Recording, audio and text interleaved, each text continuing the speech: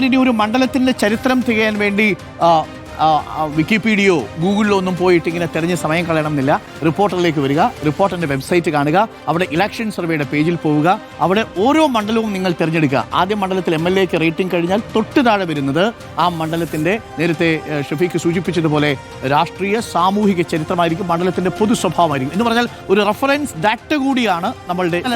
അടുത്ത കാലത്ത് ഡിജിറ്റൽ കാലത്ത് ഏറ്റവും വൈബ്രൻ്റായി യൂസർ ഫ്രണ്ട്ലി ആയിട്ടുള്ള ഒരു പ്ലാറ്റ്ഫോമാണ് നമ്മൾ ചെയ്തിട്ടുള്ളത്. വളരെ ഈസി ആയിട്ട് വോട്ട് ചെയ്യാമെന്നുള്ളതാണ്. 2-3 ക്ലിക്ക് അമർത്തിയായിട്ടുണ്ടെങ്കിൽ ആൾക്കാർക്ക് വോട്ട് ചെയ്യുന്ന രീതിയിൽ വളരെ ക്വിക്കായിട്ട് ചെയ്യാൻ പറ്റുന്ന രീതിയിലാണ് ഈ സംവിധാനത്തെ രൂപപ്പെടുത്തിയിരിക്കുന്നതാണ് അതിൻ്റെ ഏറ്റവും പ്രധാനപ്പെട്ട കാര്യം. അതിനേക്കാളും വലിയൊരു കാര്യം എന്ന് പറയുന്നത്, എനിക്ക് തോന്നുന്നില്ല ഇതുപോലെ ഒരു സർവേ ഇന്ത്യയിൽ ഒരു സംവിധാനം ചെയ്തിട്ടുണ്ടെന്നുള്ള. ആദ്യമായിട്ടായിരിക്കും ഒരു ഡിജിറ്റൽ കാലത്ത് ഡിജിറ്റൽ സർവേ ആയിട്ട് വരുന്നത്. അപ്പോൾ ഇന്ത്യയിലുള്ള 3.5 കോടി ജനങ്ങൾക്ക്, കേരളത്തിലുള്ള 3.5 കോടി ജനങ്ങൾക്ക് വേണമെങ്കിൽ ഈ ഇലക്ഷൻ്റെ ഭാഗമാകാം എങ്ങനെയാണ് കൈകാര്യം ചെയ്യുന്നത്. അപ്പോൾ നമുക്ക് ടോട്ടൽ നമ്പർ എടുക്കുമ്പോൾ ഈ സുനിൽ നേരത്തെ പറഞ്ഞതുപോലെ ഇലക്ഷൻ ഡിക്ലെയർ ചെയ്യുന്നതിൻ്റെ തലേദിവസം രാത്രി കേരളത്തിൻ്റെ ട്രെൻഡ് എന്താണ്, ജിമ്മി സാർ പറഞ്ഞ പോലെ അതിൻ്റെ ട്രെൻഡ് എന്താണെന്ന് നമുക്ക് ക്ലാരിറ്റിയോടുകൂടി മനസ്സിലാവും. അപ്പം ഇലക്ഷൻ ഡിക്ലെയർ ചെയ്യുന്നതിൻ്റെ ദിവസം അന്ന് വരെ സംസ്ഥാനത്ത് നടക്കുന്ന എല്ലാ ഗതിവിഗതികളെയും ഈ പറയുന്ന റിസൾട്ടിനെ ബാധിക്കാം, ഈ പറയുന്ന ഇലക്ഷനിൽ ബാധിക്കാം എന്നുള്ളതാണ്. അപ്പം വലിയ രീതിയിലുള്ള ഒരു ജനങ്ങൾക്ക് ഓപ്പൺ ചെയ്ത് കൊടുത്തൊരു വലിയ ഒരു പ്ലാറ്റ്ഫോം. ഒരു കാര്യം കൂടി ഉണ്ട് ഡോക്ടർ അരുൺ, ഇപ്പോൾ പുതിയ വോട്ടർമാരുണ്ടാവല്ലോ, പുതിയ വോട്ടർമാർ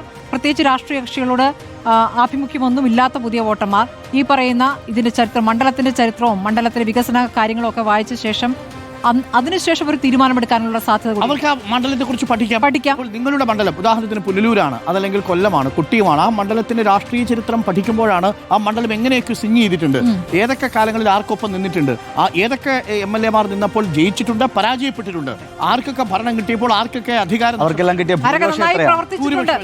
ഏത് പഞ്ചായത്ത് ആരാണ് ഭരിക്കുന്നതെന്ന് അറിയാം. അതെ, ആ ഡീറ്റെയിലേക്ക് നമ്മൾ വളരെ സൂക്ഷ്മമായ മൈക്രോ ലെവൽ ഡാറ്റയിലേക്കാണ് നമ്മൾ പോകുന്നത്.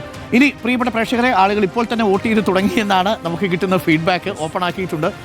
പ്രിയപ്പെട്ട പ്രേക്ഷകരെ, തിരക്ക് പിടിക്കേണ്ടതില്ല. പക്ഷേ എങ്കിലും നിങ്ങൾ ആദ്യത്തെ വോട്ട് ആദ്യം തന്നെ രേഖപ്പെടുത്തിക്കോളൂ. വരുന്ന ദിവസങ്ങളിലും അത് തുടരും. ചുരുങ്ങിയത് നമ്മൾ എത്ര ദിവസം ഇപ്പോൾ കൊടുക്കുന്നുണ്ട്, 10 days ഇപ്പോൾ നമ്മൾ വെക്കുന്നു. But it can be extend. അത് ആദ്യത്തെ വിവരങ്ങൾ നമ്മൾ 10 ദിവസം കഴിയുമ്പോൾ പ്രേക്ഷകരിലേക്ക് എത്തിക്കും.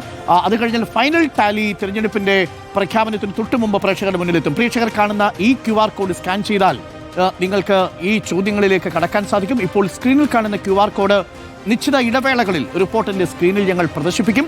ആ സമയത്ത് പ്രിയപ്പെട്ട പ്രേക്ഷകർ നേരിട്ട് സ്കാൻ ചെയ്യുക. ഇടവേളകളിൽ, വളരെ കൃത്യമായ ഇടവേളകളിൽ നമ്മൾ ഈ സ്ക്രീൻഷോട്ട് റിപ്പോർട്ടിന്റെ TV സ്ക്രീനിൽ തന്നെ നമ്മൾ പ്രദർശിപ്പിക്കുന്നതായിരിക്കും. പ്രേക്ഷകർക്ക് ഈ QR കോഡ് സ്കാൻ ചെയ്ത് എളുപ്പത്തിൽ ഈ ഇന്റർവ്യൂ ഷെഡ്യൂളിലേക്ക് പോയി ഈ വോട്ടിംഗ് പ്രോസസ്സിൽ ഭാഗമാകാവുന്നതാണ്.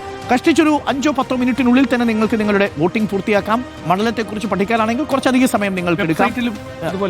വെബ്സൈറ്റിലും ഉണ്ടായിരിക്കും ഈ QR കോഡ്. അല്ലെങ്കിൽ നിങ്ങൾക്ക് നേരിട്ട് വെബ്സൈറ്റിലേക്ക് പോകുക. റിപ്പോർട്ടർ TVയുടെ വെബ്സൈറ്റിലേക്ക് പോയാൽ അവിടെ കേരള സർവേ ഓൺലൈൻ ഇലക്ഷൻ റിപ്പോർട്ടറിന്റെ ആപ്പിലും അതുപോലെ തന്നെ ആപ്പിനകത്തും വെബ്സൈറ്റിനകത്തും QR കോഡിനകത്തും നമ്മുടെ എല്ലാ സോഷ്യൽ മീഡിയ പ്ലാറ്റ്ഫോമുകളിൽ ഇതിനകത്തുള്ള ലിങ്കുകളും QR കോഡും എല്ലാം ഉണ്ടായിരിക്കും. ഇനി ഒരു സംശയം കൂടി പ്രേക്ഷകർക്ക് ഉണ്ടാവാം, വിദേശത്തിരിക്കുന്നവർ വോട്ട് ചെയ്യാൻ പറ്റും. ആദ്യഘട്ടത്തിൽ നമ്മൾ ഇപ്പോൾ ഇന്ത്യയിലുള്ള ആളുകൾക്ക് വോട്ട് ചെയ്യാം എന്നുള്ള നിലയ്ക്കാണ് നമ്മളിപ്പോൾ ക്രമീകരിച്ചിരിക്കുന്നത്. സ്വാഭാവികമായും ഓരോ മണ്ഡലത്തിലുമുള്ള മറ്റുള്ള വിദേശ രാജ്യങ്ങളിൽ താമസിക്കുന്ന ആളുകൾക്ക് സ്വാഭാവികം വോട്ട് ചെയ്യാനുള്ള ആഗ്രഹം ഉണ്ടാവും. രണ്ടാം ഘട്ടത്തിൽ നമുക്ക് വിദേശത്തുള്ള ആളുകൾക്കും കൂടെയുള്ള വോട്ടിംഗ് സൗകര്യം, കാരണം ഇത് നമ്മൾ ഇപ്പോൾ റെസ്ട്രിക്ട് ചെയ്തിരിക്കുന്നത് സ്വാഭാവികമായും വിദേശത്തുള്ളവർ ആ രീതിയിൽ ഇപ്പോൾ അവർക്കൊരു വോട്ടിംഗ് റൈറ്റ് കൊടുക്കണം എന്നുള്ളതിനെ കുറിച്ചുള്ള വലിയ ചർച്ചകൾ നടക്കുന്ന ഒരു സമയം കൂടിയാണ്. അത് നമ്മൾ അടുത്ത ഘട്ടത്തിൽ നമ്മൾ ആലോചിക്കാം. നിലവിൽ നമ്മൾ പ്രവാസികൾക്കല്ല, പകരം നമ്മുടെ നാട്ടിലുള്ളവർക്കാണ് ഈ വോട്ട് ചെയ്യാനുള്ള ഒരു അവകാശം ആദ്യഘട്ടത്തിലുള്ളത്. പ്രിയപ്പെട്ട പ്രേക്ഷകർക്ക് ഇനി വിദേശത്തുള്ളവരാണെങ്കിൽ അവരുടെ റിലേറ്റീവ്സ് വോട്ട് ചെയ്യാം. സർവേയുടെ രണ്ടാം ഘട്ടത്തിൽ മീൻസ് ആദ്യ പകുതി പിന്നിടുന്ന സമയത്ത് നമുക്കത് വിദേശ രാജ്യങ്ങളിലുള്ള ആളുകൾക്ക് കൂടെ വോട്ട് ചെയ്യാൻ കഴിയുന്ന വിധത്തിൽ SMS നിയന്ത്രിതമാണ് എന്നുള്ളതാണ് ഏറ്റവും പ്രധാനപ്പെട്ട. ഓരോ ഇടവേളകളിൽ നമ്മൾ ഇതിന്റെ റിസൾട്ട് ഓരോ ആഴ്ച പിന്നിടും.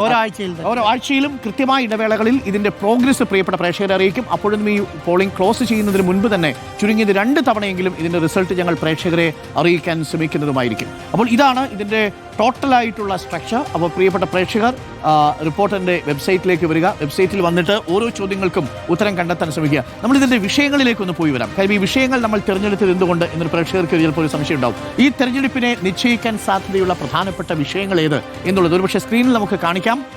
ഏറ്റവും പ്രധാനപ്പെട്ട വിഷയങ്ങളായിട്ട് നമ്മൾ ഉൾപ്പെടുത്തിയിരിക്കുന്നത് കാണിക്കാം. ഏറ്റവും ഇപ്പോൾ ചർച്ച ചെയ്തുകൊണ്ടിരിക്കുന്ന സമകാലിക രാഷ്ട്രീയ വിഷയങ്ങളാണ് നമ്മൾ തിരഞ്ഞെടുപ്പിലെ പ്രധാനപ്പെട്ട വിഷയങ്ങളായി കൊടുത്തിരിക്കുന്നത്, അല്ലേ?